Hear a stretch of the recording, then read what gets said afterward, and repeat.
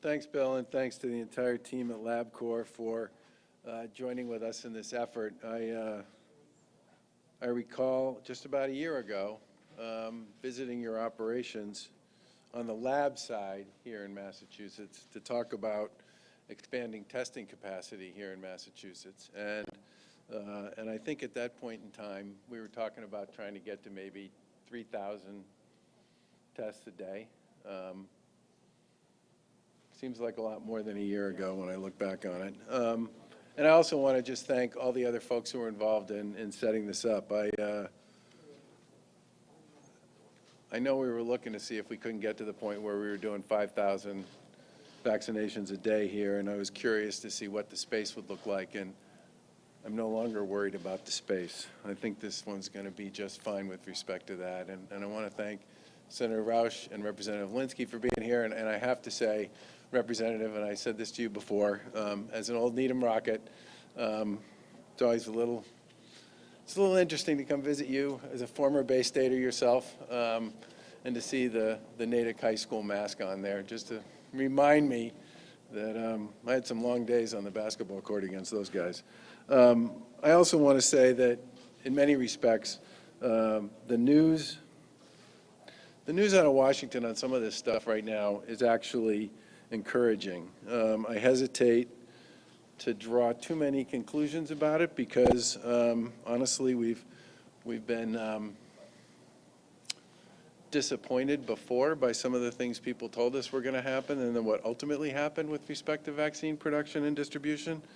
But on the same day to have Johnson & Johnson's vaccine deemed safe and effective by the FDA, and to have Moderna and Pfizer say they would double their vaccine production in March over the level of vaccine production they did in February is a really positive development in so many ways. And I think for all of us who are continuing to struggle with some of the issues around the anxiety that's created by the lack of supply, this could be a really big moment if, in fact, what folks are saying actually plays out over the course of the next 30 to 45 days. With respect to the public health data generally around COVID, yesterday DPH reported 1,114 new cases out of about 62,500 tests. We're continuing to see good signs in that data. The 7-day average positive test rate now is 1.89%. That's a number that looks like something we used to see back in October.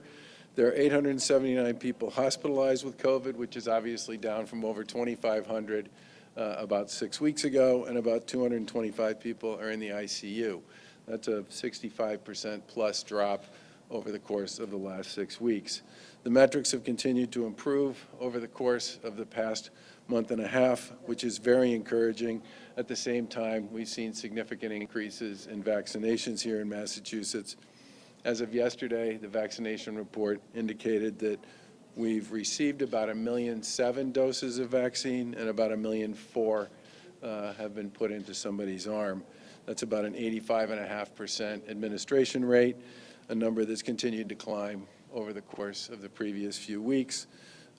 We are #1 among our peer states, the 24 states that have more than 5 million people, in vaccines dosed, first doses delivered per capita, and nationally we are currently in the top 10 for all 50 states and have been there for the past several weeks.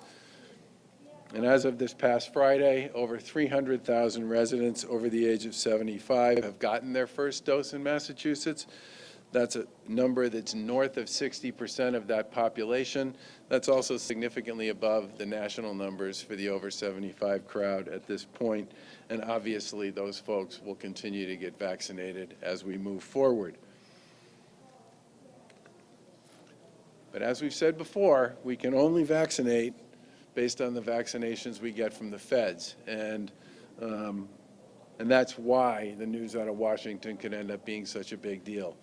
We currently get, as we've said before, about 130,000 doses, first doses a week, which is the way we keep score on this. And we certainly hope that the news we've heard means we will have a chance to significantly increase the number of first doses that are available to people here in the Commonwealth. As everybody knows, we moved ahead on eligibility to people who are 65 and older and those with 2 or more certain medical conditions. And tomorrow morning, somewhere in the vicinity of about 50,000 new appointments for first doses will be made available on the state's website here in Massachusetts. We expect the total number of doses administered to be about the same next week, maybe a few more first doses as they were last week. And there will be second doses, obviously, that continue to get delivered to people as we move forward, but that first dose number is still somewhere in the vicinity of about 130,000. It's important for us to see that number move. And as we've said before, people can make appointments at mass.gov/COVID vaccine. People who don't have access to the internet or are unable to use the website can call 211 to book an appointment. Somewhere in the vicinity of 15,000 appointments have been booked at this point through the call center. And I can't stress how important it is for people to remember that vaccine locations in Massachusetts, all of them, operate by appointment only. If you have an appointment, you're going to get a vaccine. That's the way this program is set up. To prepare for a surge in the traffic due to the new appointments that will start tomorrow, we've been working with our tech team to improve the site's capabilities and functionality to deal with big numbers, and the site will have bolstered server capacity to help manage heavier website traffic. That also means, among other things, that we're implementing what we're calling a digital waiting room, which is a feature to prevent outages on the scheduling website for MassVac sites. What that basically means, if there's high travel and traffic on the website, some users might be placed in the waiting room. The page will display more information about when you'll be allowed to proceed, but it's basically the equivalent of creating a line, and people would then move from their position in the line onto the website when the next opportunity to be on the website became available. It's designed to basically keep the site running and operating and to make sure people can get through and have a smooth and uninterrupted experience. We certainly expect the site's performance tomorrow to be significantly better. Appointments will obviously be booked quickly when you have 50,000 appointments and somewhere around 1 million people who will be looking for them. We anticipate they'll go fast, but as we've said before, the whole issue here requires a certain amount of patience. And I know everybody would like to get vaccinated immediately if they qualify, and I certainly know that all the folks who do the vaccinations for us here in Massachusetts would like to be able to put all of the vaccine that they've been requested to work. But until we see an increase in federal supply, that's simply not going to happen. We currently get about 450,000 requests each week for first doses. We get 130,000 first doses from the feds. We certainly hope and anticipate that those numbers will change going forward, because 2 things will happen then. The first will be sites like this one will have more vaccine to distribute to people, and people will have more appointments that they will be able to book, which means we can go more quickly through each phase of the vaccine rollout process.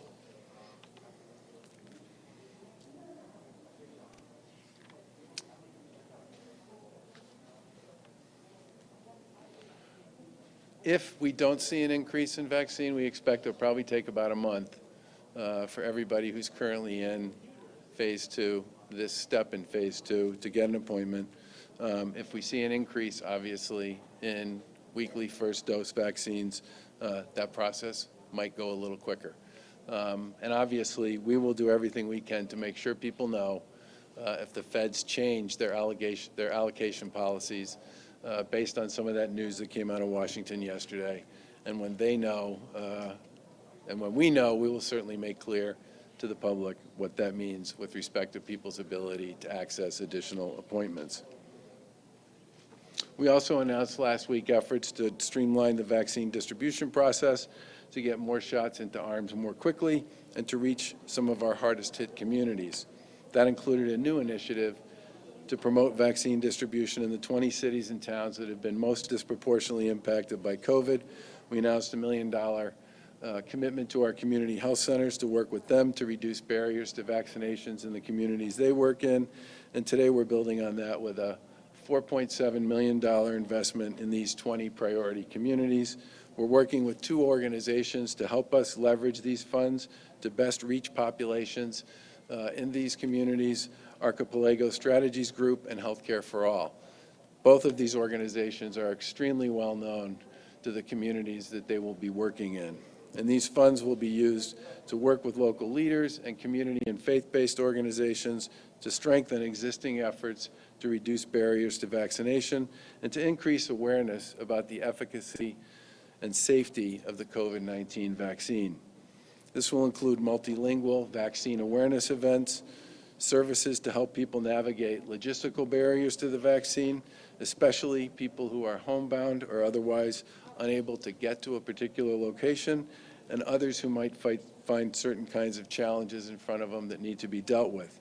The awareness efforts will complement the $2.5 million public awareness campaign with respect to vaccine hesitancy that's already running here in Massachusetts. In a minute, Secretary Sudders will talk a little bit more about these efforts, which will strengthen our focus on these 20 communities, the people who live in them, and the important issues associated with encouraging them to get vaccinated when they are eligible. We'll also focus on ensuring that our local partners can continue to help us open more vaccine sites statewide for our residents. Currently, about 95% of our population lives within a 45-minute drive of a mass vac site or within 30 minutes of a regional site. To make the vaccine more accessible, we're working with municipalities to help them develop additional regional collaboratives that can quickly and effectively administer vaccine. Those collaboratives will enable local officials to work with the vaccine process and to support players in their areas while ensuring that we continue to have a high-efficiency distribution system. Regional collaboratives must meet certain criteria, have the ability to vaccinate a minimum of 750 people per day for 5 days a week, and they have to be open to all eligible people in the Commonwealth.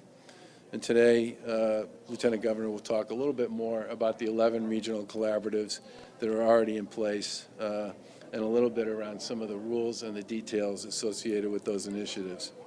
They cover, in many respects, many parts of Massachusetts that have a lot of geography and have proven to be very effective at delivering vaccine.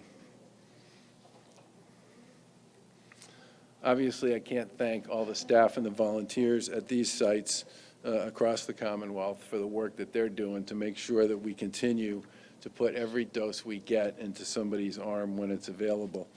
And I think in many respects, the work that's been done here in Massachusetts over the course of the past year, as we've all worked on COVID, is just another indicator of the way that people in Massachusetts have come together to deal with this.